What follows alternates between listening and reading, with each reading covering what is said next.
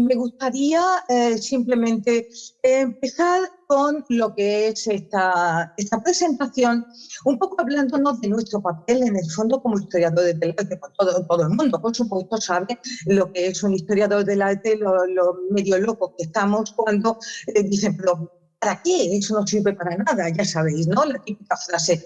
Bueno, pues a medida que va pasando el tiempo, a medida que adquirimos más edad, más conocimiento, más experiencia, todavía nos damos cuenta que es más importante, más interesante este mundo nuestro.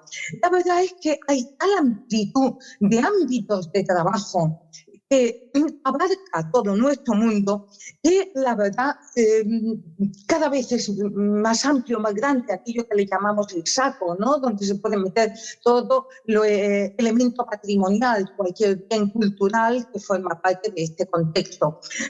Por ejemplo, aquí traigo por delante algunas imágenes, ¿no? Son elementos figurativos, donde podemos ver que no importa la materialidad, cómo está hecho, la época en que sea. Aquí tenemos, por un lado, el Cristo en Majestad de Jean Van Eyck, el gran tríptico del Cordero Místico, o simplemente, entre comillas, simplemente una vidriera de la Catedral de Estrasburgo, o, como todo el mundo seguramente reconoce, a la emperatriz Teodora, que son los mosaicos famosísimos de Rávena.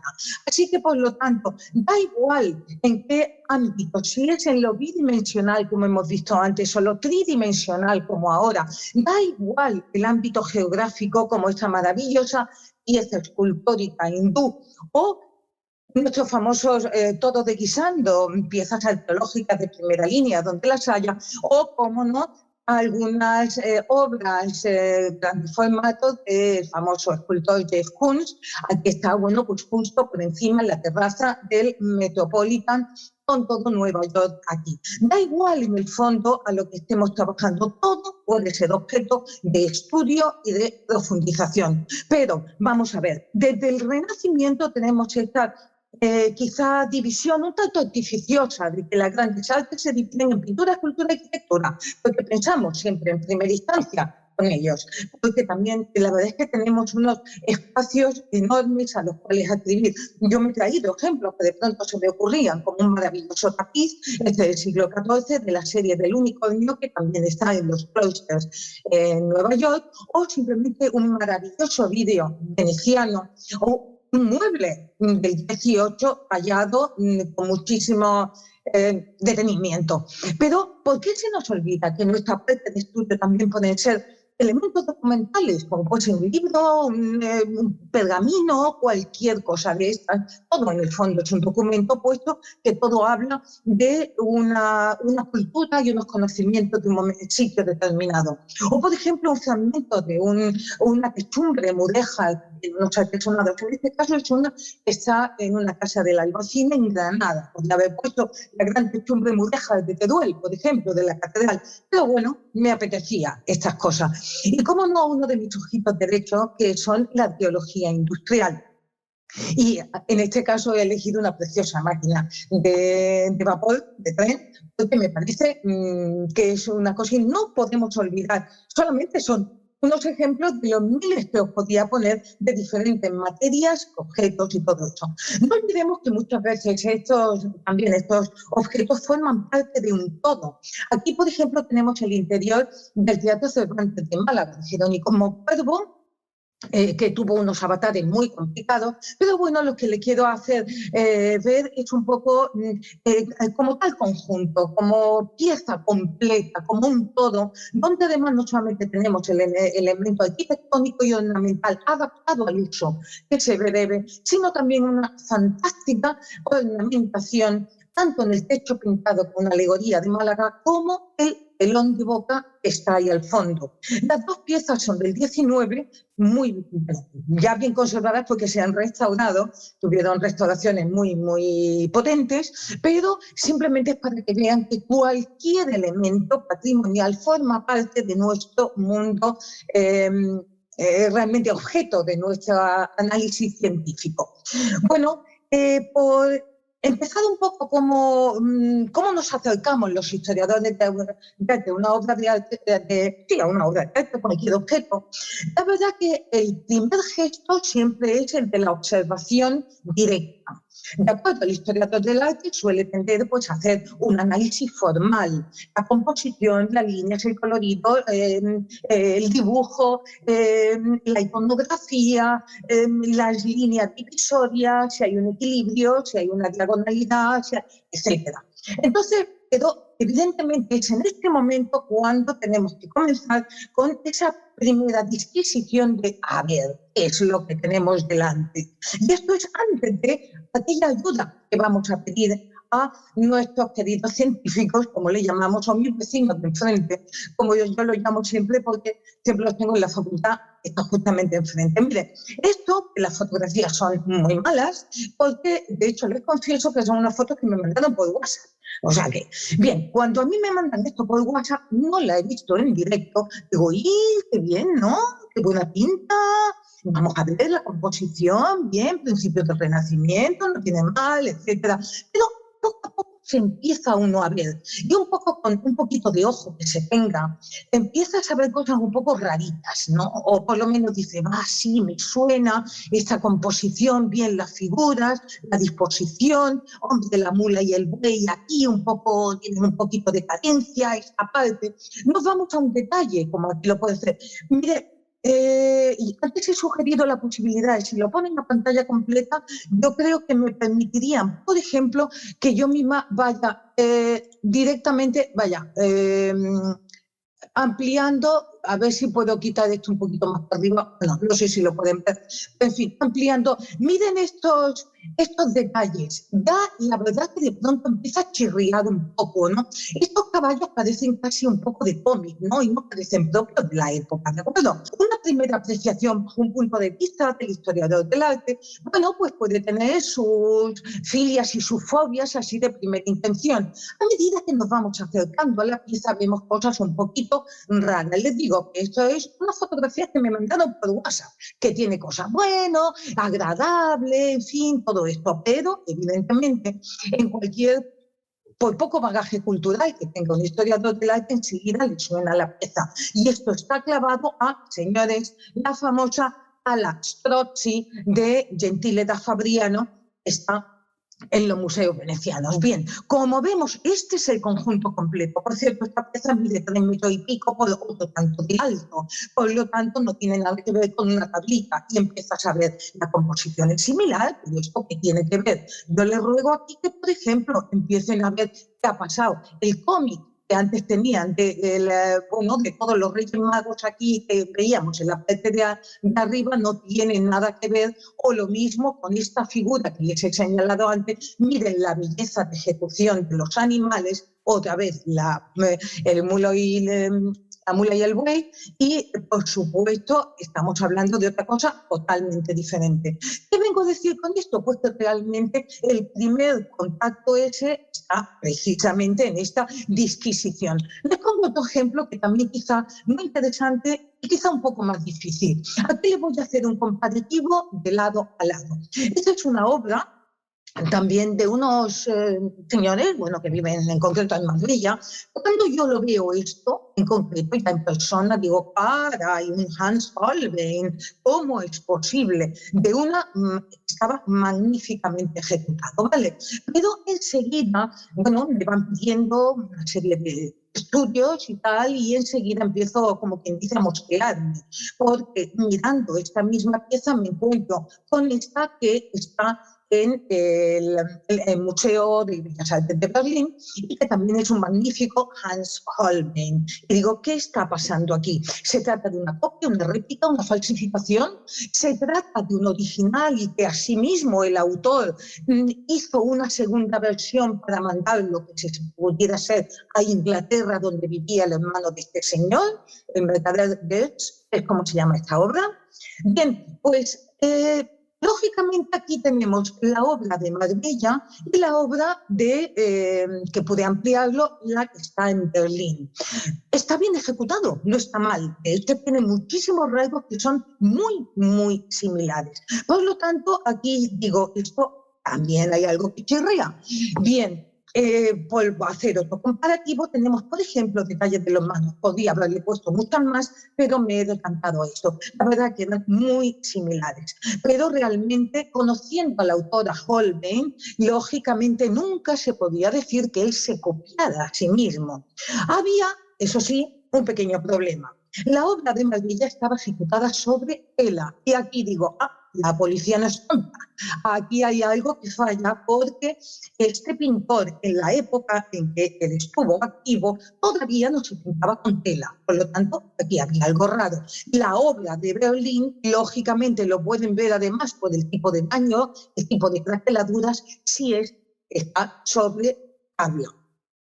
Bien, a la vista de, para obtener todavía mayor seguridad, lógicamente, pues mandé sacar unas pequeñas muestras y mandarlas a analizar. Y aquí ya me empezaron a venir una serie de pigmentos, en concreto un azul, que ya no se empleaban en su momento, que todavía no se empleaban en su momento, o sobre todo un tipo de blanco que todavía ni estaba en la imaginación de los pintores de este momento. Pero bien, esto, como digo, son la segunda fase, y es sobre esta segunda fase sobre la cual quiero incidir. Sin embargo, no quería dejar de hacerles ver que ese primer acercamiento siempre debe estar en la primera consideración del, del historiador del arte.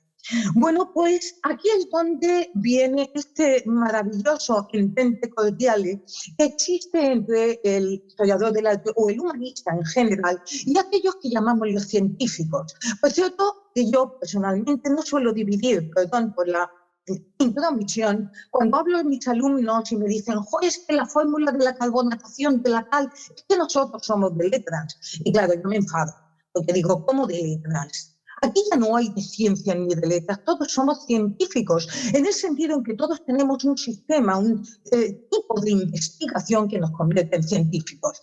Y entonces, claro, los pobres se me quedan un poquito así, ¿no? Se aprenden, por supuesto, la fórmula de la carbonatación de la cal para hacer un fresco, no hay más remedio. Bueno, pero es en este momento, en este punto, donde ya podíamos decir que desde los años 30, entre los años 30 y 50 del siglo pasado, se crearon los primeros laboratorios científicos, porque apareciendo ya numerosas publicaciones, incluso a ese momento de la fundación de organismos internacionales, en el cual hay ya un comienzo de esta enorme colaboración para convertir en esta ciencia nuestra, la ciencia del arte, multidisciplinaria. Bueno, con múltiples disciplinas, perdón por la torpeza. La verdad es que podríamos decir que la metodología de análisis científico en general es la misma para todos los objetos antiguos. Eso es una de las cosas importantes que tenemos que decir, aunque bien es cierto que puesto que se comenzó con la pintura, quizás ha sido esta la más beneficiada. La verdad es que gracias a todos el apoyo que todas las ramas de la ciencia han ofrecido al mundo de la historia del arte, se han conseguido impresionantes avances. Tengan en cuenta que ya no se considera el análisis de una obra de arte tal y como únicamente yo lo he comentado antes, sino que ya una obra de arte tiene su anverso, su reverso, sus laterales, tiene su zona interior y su zona exterior, diferentes capas, y es ese conocimiento profundo que te enriquece a todo historiador del arte o a todo estudioso o a todo simplemente interesado. Bien, podemos decir que quizá el punto clave de comienzo de estos estudios fue cuando en 1950 se empezaron a hacer los primeros conatos de este tipo de colaboración, y fue justamente para la futura restauración de la adoración del Cordero Místico de Van Eyck. Y aquí realmente marca el momento, el comienzo de la metodología de análisis científico. Fue, por tanto, un momento culminante, importantísimo para todos los historiadores del arte. En realidad, ¿qué es lo que conseguimos con acudir y dar la lata a todos estos nuestros queridos científicos? Bueno, en primer lugar, hay un enorme aumento del conocimiento histórico, arqueológico, artístico, antropológico, es decir, todo lo que tiene que ver con nuestro pasado o nuestro presente de nuestros bienes culturales. Y aún así podemos llegar a profundizar mucho en la autoría, podemos llegar a profundizar mucho más en la evolución material de la obra de arte, las técnicas de ejecución, por supuesto. Y todo esto va a facilitar, en definitiva, la comprensión de todo el conjunto al cual nos estamos dedicando. Esto en primer lugar, por lo tanto, el aumento de estos conocimientos. En segundo lugar, importantísimo, la mejora de las condiciones de conservación desde el momento en que se pueden identificar sus materiales de alteración y, por tanto, dar una diagnosis mucho más ajustada. En tercer lugar, también muy importante, nuestro mundo es un mundo cambiante, muy evolucionando cada 10 minutos. De hecho, por ejemplo, en el mundo de la conservación, aunque bien es cierto que la tendencia es que intentar aplicar materiales que tienen bastante... como diría, bastante, están muy medidos, muy ya considerados desde hace mucho tiempo para no meter la pata. La verdad es que cada día están apareciendo nuevos materiales muy interesantes. Hoy en día, por ejemplo, la verdad es que los restauradores trabajamos ya con nanotecnología, o sea, con productos ya muy específicos a este nivel y con este sistema de intervención. Pero por lo tanto, esto también es algo, este incremento de los nuevos productos y sus aplicaciones, nuevos materiales utilizados en los bienes culturales, también es algo que forma parte imprescindible dentro de esta colaboración. Bien, en cuarto lugar, también esta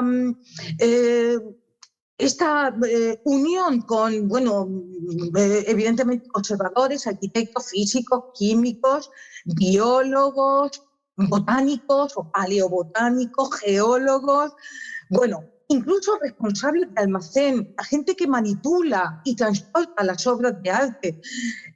Aquí están también diseñadores, ingenieros o gestores del patrimonio. Al fin y al cabo, son todos estos amplio mundo el que se ve beneficiado de todos los resultados obtenidos a partir de un conocimiento científico. Por lo tanto, es un mundo que está abierto a muchísimas ramas dentro del nuestro. Y en último aspecto, también, quizá el apartado quinto, podríamos decir que también esta introducción de las ciencias experimentales ha modificado muchísimo la forma de trabajar de los profesionales directamente implicados con ellos. Por ejemplo, los proyectos museográficos, las condiciones de almacenamiento, los requerimientos técnicos para una cesión de obras, el transporte y embalaje, como he dicho antes, la documentación histórica y también, por ejemplo, la protección frente a catástrofes, la programación de exposiciones, el asunto de la conservación preventiva. Bueno, no voy a ir más allá porque, como pueden ver, es importantísimo donde los científicos han llegado a extender sus ramas y nosotros absolutamente encantados. Bueno, ¿cómo podemos ver? Si antes he hablado que la primera apreciación es esta, la visual, la formal, inmediatamente estoy haciendo mucho hincapié de la importancia que tienen precisamente los otros, en fin, los métodos científicos. Dentro de los métodos científicos no tenemos más remedio que hablar, por un lado, de los exámenes de superficie y, por otro lado, de los análisis puntuales. Los exámenes de superficie, pues aquellos que se valen de el espectro luminoso, el del centro, y lo no luminoso para el ojo humano es lo que está en la longitud de ondas a un lado y al otro del espectro visible. Y entonces esto va a tener se le ha conseguido sacar unas posibilidades enormes. En este pequeño esquema, también muy tonto, podemos ver simplemente como cada una de las radiaciones, las ondas lumínicas del espectro que hemos visto antes, hasta dónde puede llegar, hasta dónde podemos visualizar con la luz visible. El siguiente, luz ultravioleta, infrarrojo, rayos X, también pues, la gammagrafía, etc. Este esquema, por lo tanto, hoy en día está a la orden del día para su uso. Entonces, podríamos aquí definir estos primeros, es decir, lo que serían los exámenes de superficie, ya veremos después los análisis puntuales, no tenemos más remedio que acudir simplemente a la visión normal, normalmente plasmada en una fotografía. Seguramente conocen esta obra, es una obra muy conocida, que está realizada por este pintor, aquí por cierto retratado, se llama Sargent, y la obra de una señora misteriosa a la cual se le llama Madame X. Finalmente creo que se ha podido saber más o menos quién era. Bien, este es el resultado actual tal y como lo podemos ver hoy en día. Pero si echamos la vista atrás aquí, miren que aquí tenemos una fotografía en concreto de 1884, donde se ve la obra, porque, por cierto, perdón, hago un inciso, esta obra fue estudiada bajo diferentes sistemas de análisis, entre otros una radiografía. Y ya fue bastante mosqueante porque había una serie de datos que no aparecían a simple vista. Por ejemplo, la cinta, la cadena, que supongo que lo ven, que sujeta parte del hombro, no era así. Estaba caída. Esto, antes de conocer esta fotografía, se vio mediante rayos X. También había otros detalles como modificaciones en el abanico, en la mesa, etc. Pero esto que quedó corroborado, sin embargo, apareció esta fotografía donde aquí tenemos una imagen de, atención, he dicho 1884.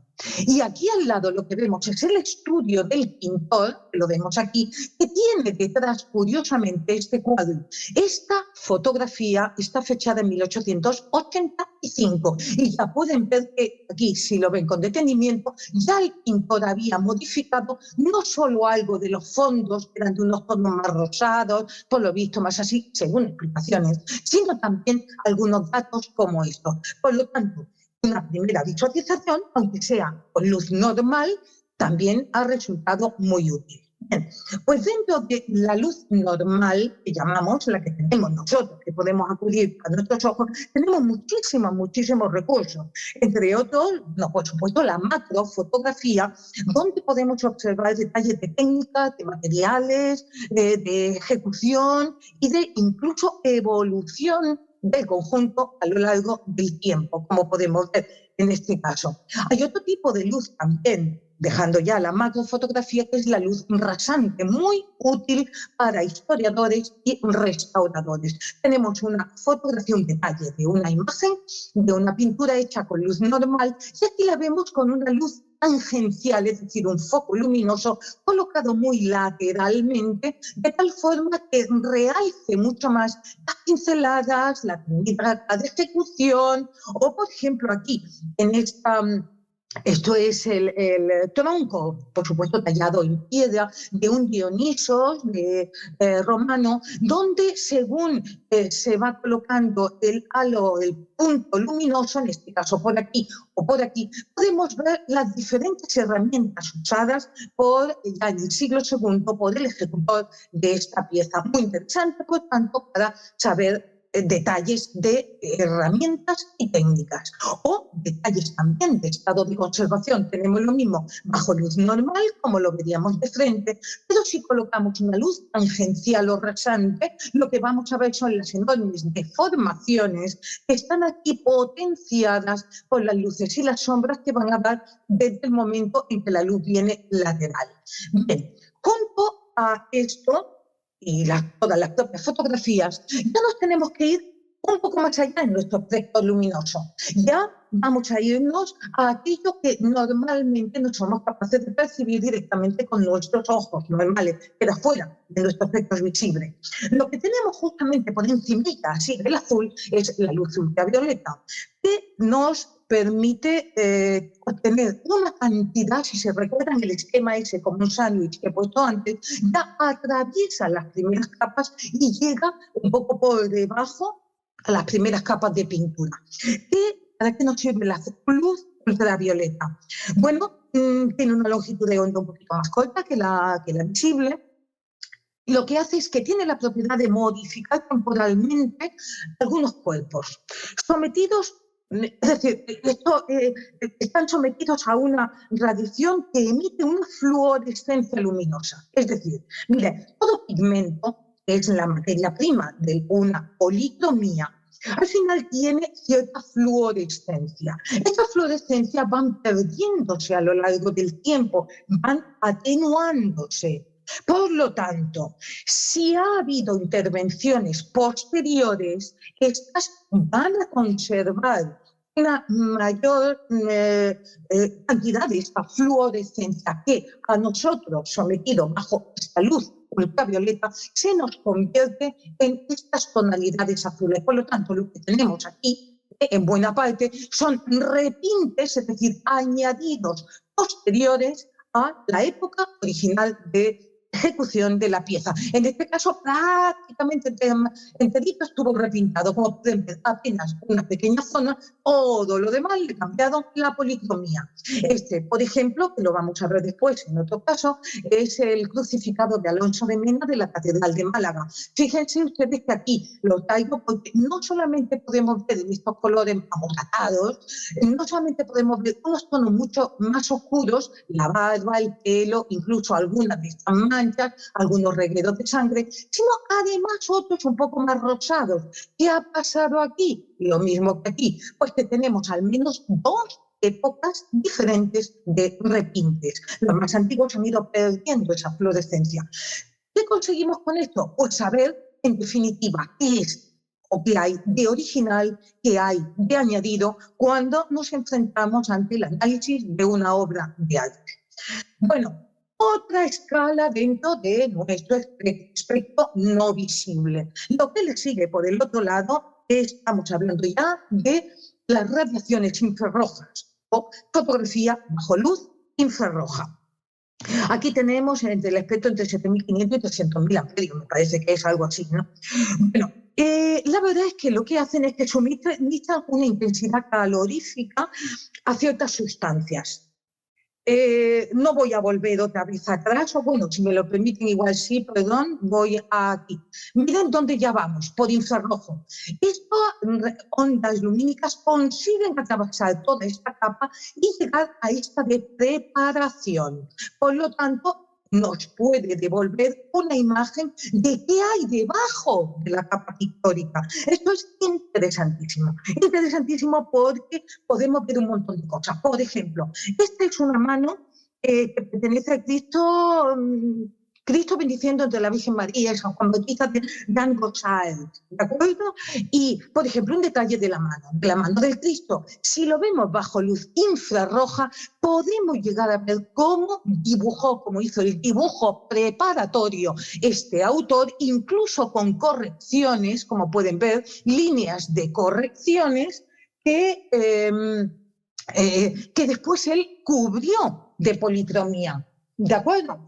Entonces, aquí, por ejemplo, tenemos otro detalle. Esta es también una tabla muy espectacular. Esta es una tabla anónima, pero es tan espectacular y además no se conoce ninguna otra de este autor, que el autor recibe el nombre de la Virgen, o sea, el autor de la Virgen de los Reyes Católicos, porque este es un fragmento también, a un lado y a otro están los Reyes Católicos, con dos de sus hijos, etc.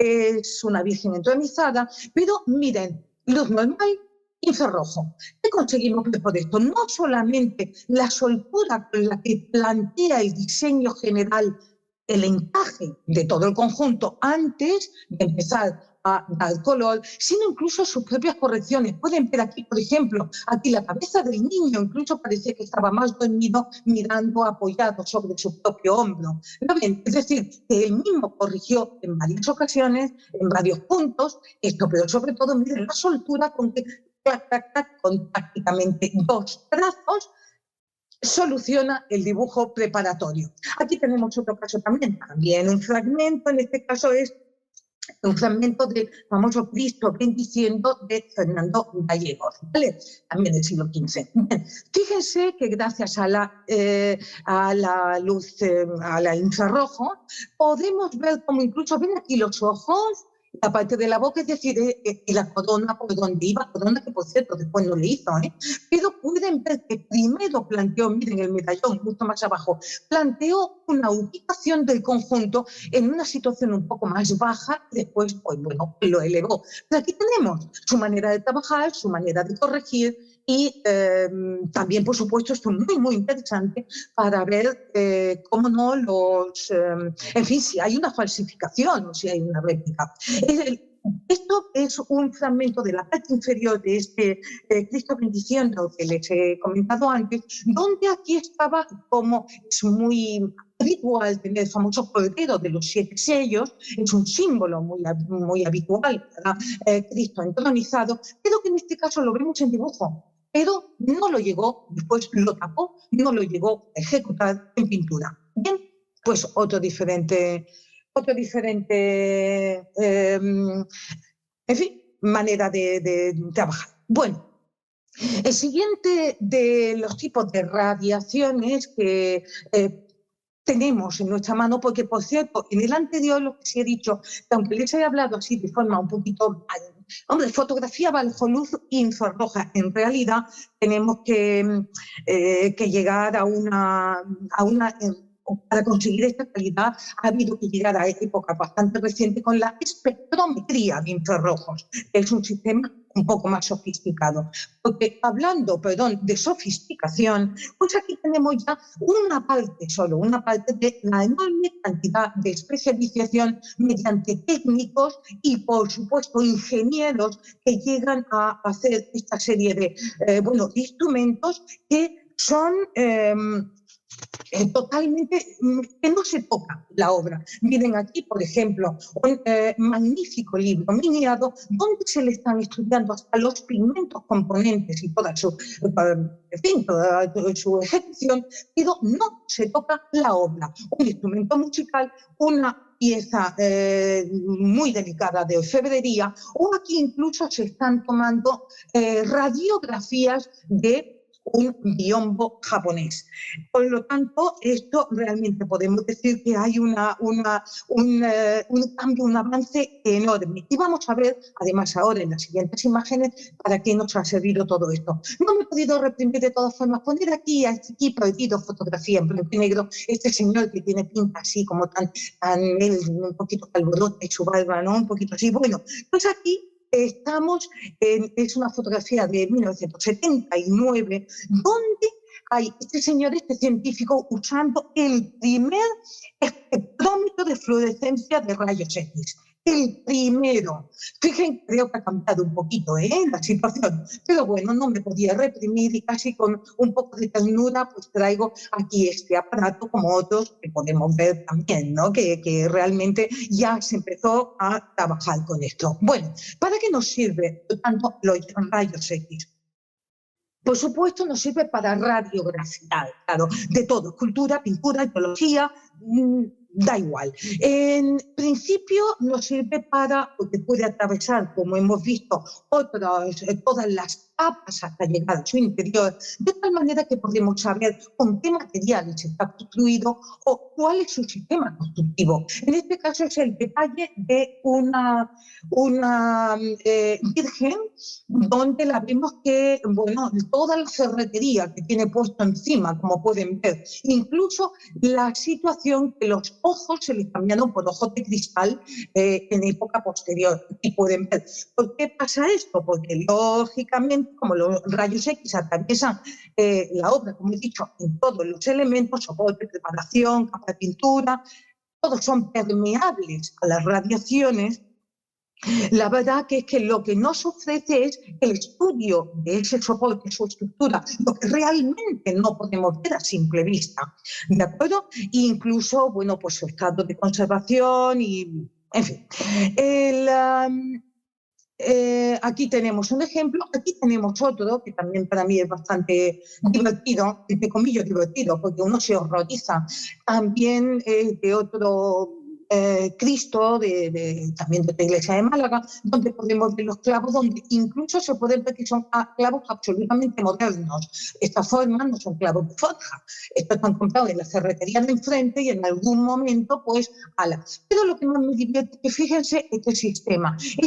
Estaba abierto, tenía grietas el torso del Cristo, entonces no optaron por ponerle un alambre que para dejarlo bien apretadito ahí, bien apretadito, le cogieron un clavo y venga, dale vueltas hasta tensarlo. Increíble, ¿verdad? Genial. Bueno, estas cosas pasan, pero nos sirvió muchísimo para, por supuesto, atacar en concreto. Hay otras veces, en cambio, que la radiografía lo que nos denota es el buen hacer de los escultores, como por ejemplo este es un crucificado, el crucificado de Cristo de Alonso de Mena que les he presentado antes, donde podemos ver lo que vimos con ultravioleta cuando estaba lleno de repente. Bueno, lo que me llama la atención es que aquí, en cambio, el autor, siglo XVII, no empleó ni un solo elemento metálico, como pueden ver, en el sitio más débil de todos los crucificados, que es precisamente la zona de los hombros por el peso que soporta. De acuerdo, aquí vemos también unas parciales de la cabeza. Esto que ven por aquí es, claro, la parte de atrás de lo que es la corona de espinas, etc. Y aquí es una parte del torso. Aquí, claro, nosotros que le echamos tanta ilusión y tanta imaginación, ante esta radiografía, cuando vemos una pieza así decimos, ¡contra!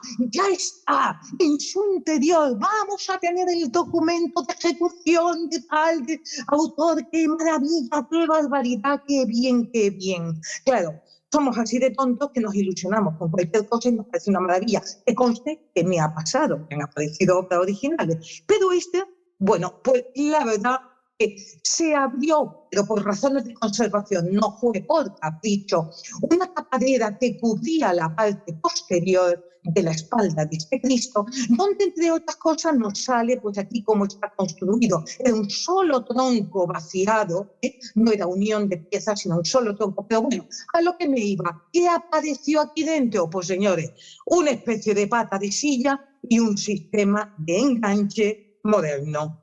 Así que, como pueden comprender, la desilusión fue grande, pero también hoy fue partido de la risa diciendo cómo es posible. Esto estaba puesto aquí porque le hacía de contrasalida y a partir de aquí, mediante un alambre, salía por este hueco y por aquí se colgaba en una alcayata, en la cruz.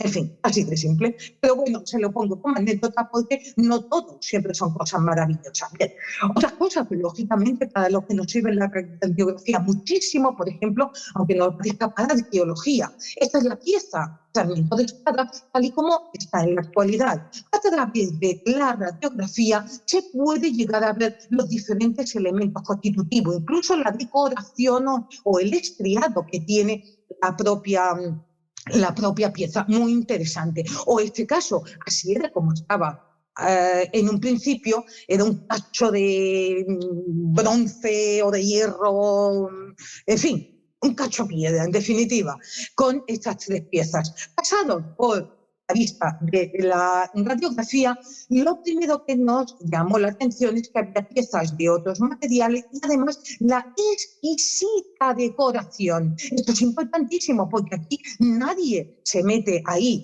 con un cincel o con un buril o con un, ¿cómo se llama?, bisturí, sin estar bien documentado porque no se sabe si se puede arañar o realmente perder todos los restos de lo que tenemos delante.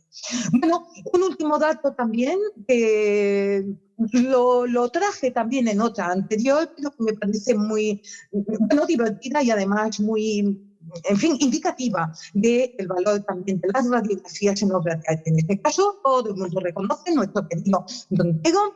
Tenemos aquí a Velázquez, donde tenemos al retrato de Doña Mariana de Austria, que todo el mundo conoce. Este es un detalle de su cara. Magnífico, delicioso, yo creo, se dice que la embelleció un poco, las cosas como son. Bueno, pues a esta obra, como a tanta obra de Velázquez, que está muy estudiada, se la sometió a todo tipo de, bueno, pues radiaciones y tal, entre ellas, pues también la rayos X. Curiosamente, miren, aquí tenemos a su marido, don Felipe, ¿de acuerdo? Bien, esto es un detalle de un cuadro muy cercano, muy rápido, o sea, muy de la misma época que el anterior que hemos visto, ¿de acuerdo? Bueno, pues ¿qué nos hemos encontrado con esto? Pues resulta que el señor Velázquez, cuando se aburriría o ya no querría, en fin, y reutilizó, atención, un cuadro de Felipe IV para reconvertirlo en su mujer. ¿Qué pasa con esto? Bueno, pues resulta que si se acuerdan, doña Mariana era sobrina de Felipe IV. Entonces, claro, tenían de la endogamia, tenían rasgos muy similares, pero no tanto como para hacerle estos ojos caídos, esta nariz e incluso la sombrita de un bigote. Aquí parece realmente Felipe IV, pero con el pelito largo y su poquito de, en fin, sus adornos, como podemos ver que después tenía aquí. Así que lo que hay debajo de esto es realmente esto. En fin, en plan un poco, bueno, anecdótico, ¿no? Para que vean que hasta el señor Velázquez reutilizó sus propios lienzos. Pero, atención, aquí viene NCIS en la forma de todos nuestros científicos y acaban por saberse la verdad. Bueno, por supuesto, por debajo también hay gammagrafía. Por ejemplo, no he traído ninguna fotografía de esto, pero, por ejemplo, se empleó para saber cómo era el enlace, cómo está montado por dentro las famosas escayolas, esculturas en escayola de la Real Academia de San Fernando de Madrid. Aquí se sometieron a gammagrafía para poder penetrar dentro de este material, la escayola de yeso, para poder saber cómo estaban construidas por dentro. Bueno, otro caso que a mí me resulta especialmente divertido es este, que es un pequeño, bueno, escultura de un Buda. Este era el aspecto, en fin, que tiene, tal y como se puede ver hoy en día. Bueno, pues se le sometió a un escáner, aquí como pueden ver, esto es del siglo XI, XI y XII. Se le sometió a un escáner. ¿Cuál fue la sorpresa? Que dentro aparece la momia, como pueden ver, del propio, en fin, él era un monje budista. Y estaba aquí dentro. Pero además no solamente, eso es la primera vez que se aplica una momia de un monje budista, por cierto, sino que todo allí donde estaban las vísceras blancas se habían rellenado de rollos de papel escritos en chino. Por lo tanto, someterlo a este tipo de análisis fue realmente muy interesante porque se ganó muchísimo en conocimiento y en investigación de estas piezas. Por resumir un poco lo de antes, déjenme un poco que les enseñe esta obra de Jacques-Louis David, que este es el matrimonio, bueno, el nombre más largo, pero el matrimonio Lavoisier de los químicos. Aquí tienen un detalle. Fíjense, aquí tienen la obra completa. La obra completa, aquí es un detalle porque es una obra muy grande también. Aquí lo tenemos sometido, a ver si puedo ampliarlo un poco, sometido a el infrarrojo que hemos visto antes, aquel que reflejaba el dibujo preparatorio, como pueden ver. Se puede ver incluso el despiece del suelo o incluso la otra pierna del señor Lavoisier aquí por detrás, y además de los rasgos de la cara y todo eso. Mientras que aquí sometido también a otras técnicas que podemos ver. Miren que aquí parecía que la imagen primera o la última que ha quedado, aquí parecía que quería cubrirlo, curiosamente, con un estupendo sombrero que evidentemente llegó a realizarlo con su pluma y todo. Así que aquí vemos esas posibilidades de estudio donde podemos ver todos los cambios a los que sometió la obra y finalmente la dejó tal cual, tal como lo vemos. Bueno, si todo lo anterior lo he comentado con respecto al... a las, ¿cómo se llama? A los sistemas no invasivos de análisis.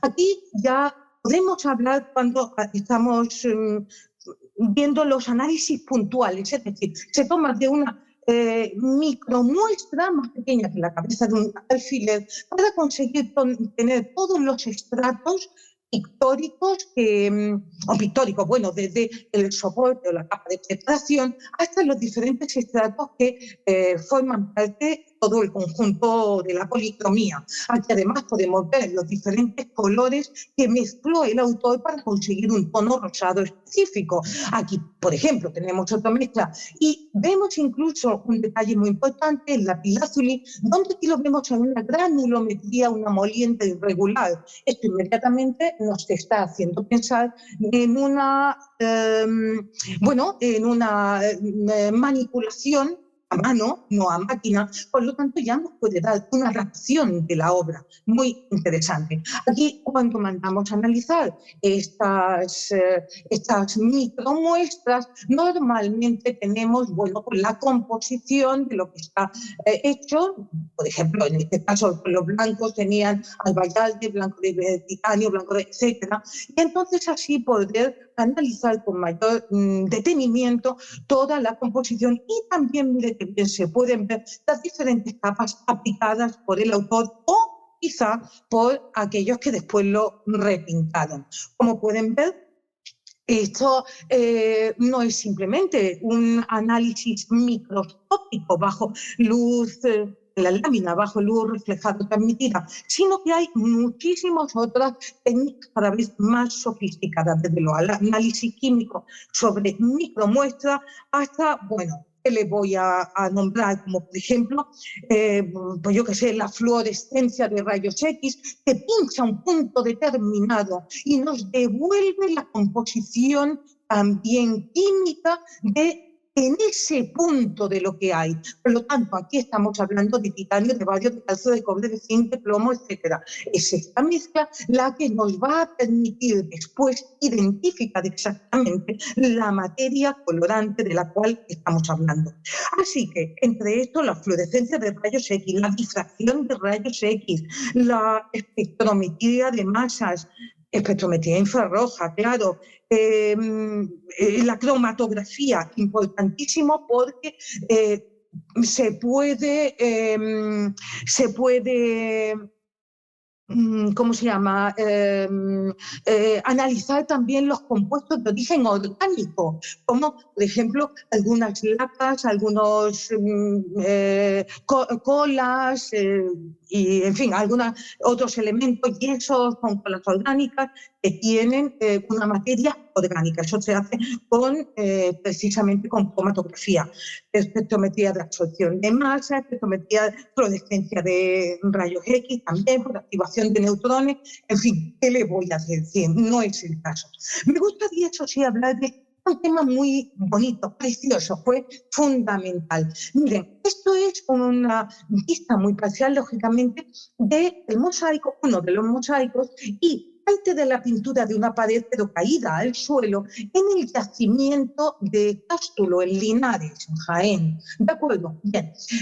Cuando estuvimos ahí con todo este lío, resulta que, bueno, pues también por tener un poquito más cómo hicieron, desde época romana, cómo hicieron esto, tomé una serie de muestras. Aquí tienen señalado en concreto el punto desde donde tomé en concreto. Me interesaba especialmente, bueno, todos, en general, ocres, azules verdosos, etcétera, pero el azul. El azul era francamente porque el azul es uno de los colores más claros que existen. Bien.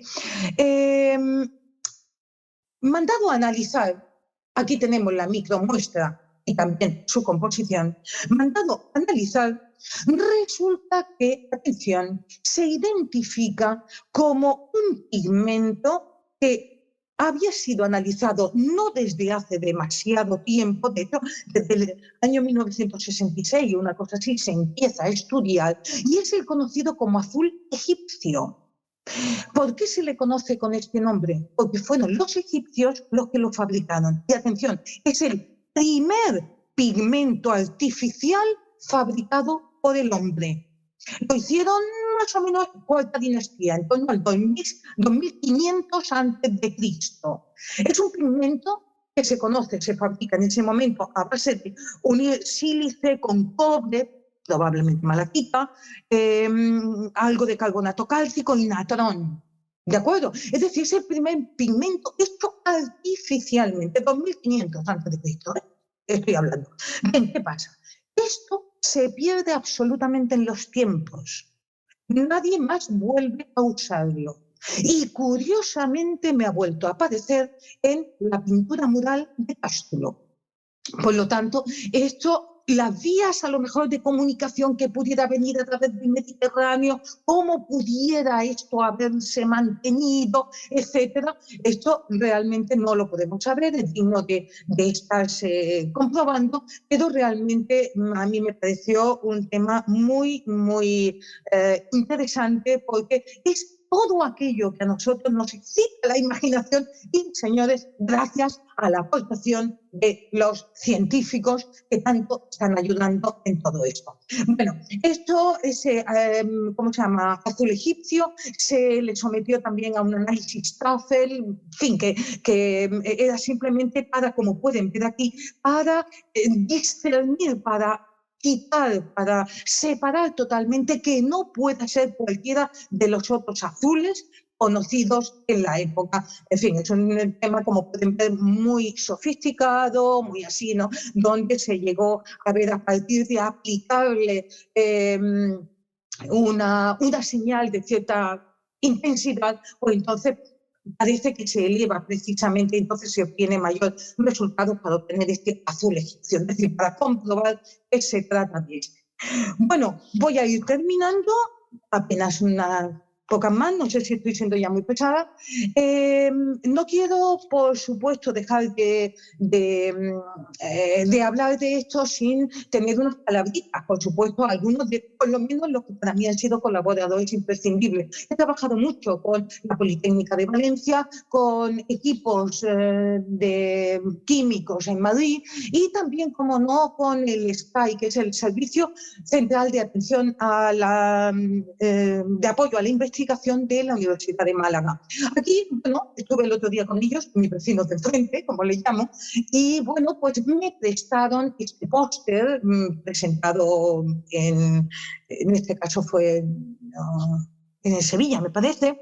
Bueno, lo que simplemente lo que podemos ver es una cosa muy interesante. Bueno, aquí vemos algunas piezas que son luminarias, donde ponía la grasa para iluminarse, pero aquí podemos ver, por ejemplo, esta famosa mano donde se ve el dedo pequeño, el dedo meñique apoyado en la pared y después el pulverizado con la boca alrededor, como pueden ver aquí, es muy conocido esto. Bueno, gracias a los estudios hechos hace apenas muy poco tiempo, unos años, muy poco, realmente también se sacó a la luz un dato importantísimo. Y es que a partir de una técnica muy de vanguardia llamada la de uranio-torio, que mide un poco la edad de los carbonatos que están depositados encima de las pinturas murales, pues simplemente se obtuvo la tontería de que esta, que es la prueba de Ardales en Málaga,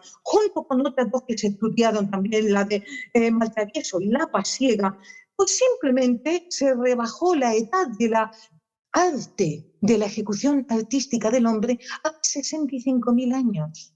Lo teníamos antes de esto en 40.000. Así que, como pueden ver, me parece que es un dato importantísimo todavía para nuestro mayor conocimiento. Bueno, en última instancia, ya casi no quiero dejar de hablar de otros ámbitos de nuestra ciencia, como pueden ser para mí fundamentales los geólogos y los biólogos, en el sitio donde podemos ver las afectaciones de microalgas, de líquenes o incluso de hongos que se pueden observar en microscopía también electrónica, son fundamentales no solamente para su identificación y, por tanto, para su diagnóstico y tratamiento. Es absolutamente fundamental.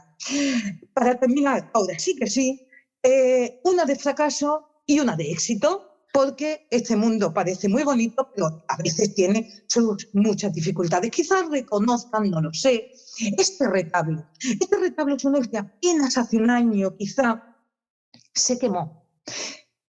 Iglesia de San Martín en Plasencia. ¿Se acuerdan? Creo que eran unos niños que estaban jugando aquí con unos petardos, total, por esta puerta. Bueno, pues aquí está el retablo.